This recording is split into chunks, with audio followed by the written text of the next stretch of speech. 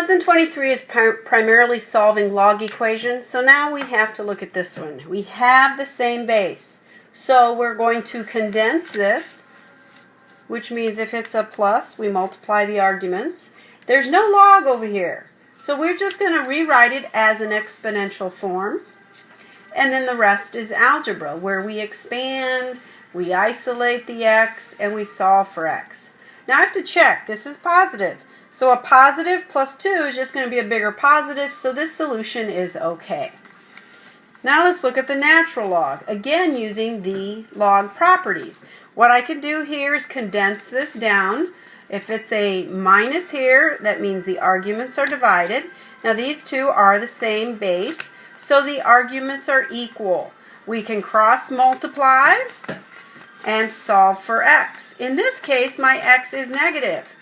So if I take a negative and I subtract 1, I just get another negative. We're not allowed to have this whole thing be a negative. So what we can say is there's no solution because we can't have a negative argument. In example 23.3, we're going to solve for this one, base 8. So again, we're going to use the power rule and do some condensing in steps. So log base 8 of x squared plus log base 8 of 4 equals 1. These two are the same base with a plus, so I can combine or condense the arguments where it's 4x squared. There's no log over here, so the only thing I can do is change it to an exponential form. 8 equals 4x squared. And now I have to solve for x. So when I do this, I get 2 equals x squared. Now x is going to be plus or minus the square root of 2. However, up here you can't have a negative. So if you can't use the negative, the only answer you can get is the square root of 2. Okay, now we're going to solve another one. Negative 2 natural log of 3 minus the natural log of x minus 1 equals negative natural log of 1/4. So we do as much condensing as we can. And when we do that, we end up with these two, same base. And so now what we have is this argument equals this argument. So I brought 3 to the negative 2 down here, and I cross multiply, and what I want to do is I want to solve for x. So I end up getting 36x equals 37, and this is what x equals. Now this is greater than 1, so if I plug it back into here, something bigger than 1 minus 1 is still positive, so it checks out. Now let's look at the next example. This one, we are going to do it without logs, and it's only because it's got some similar things with the base. Obviously, these two bases are not the same.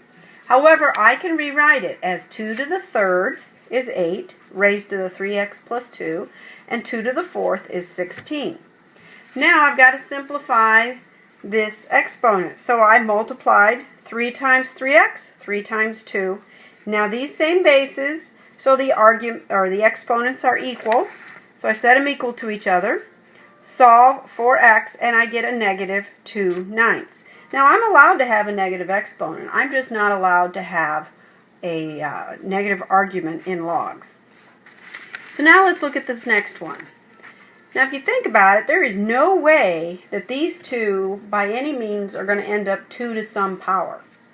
So what I'm going to do is I'm going to take logs of both sides. And I chose the common log because of 10. So now what I have is I've got this exponent. I use the power rule, bring it in front.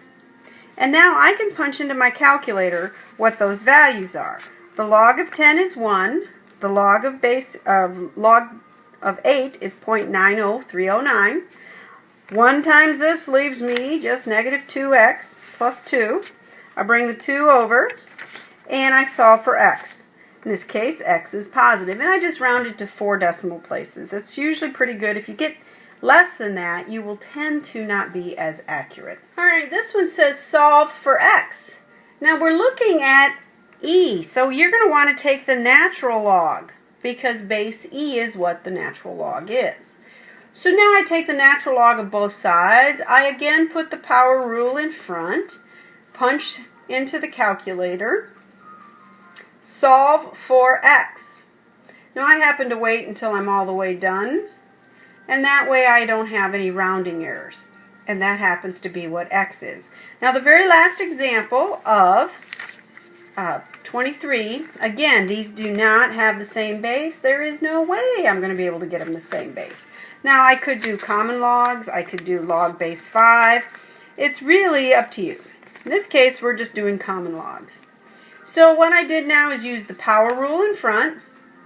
I plug into the calculator with those numbers, and now it's algebra, just getting things. I rounded this to 2 decimal places, just to be easy. Distributed, combine the x's, solved for x. And now we're done with lesson 23.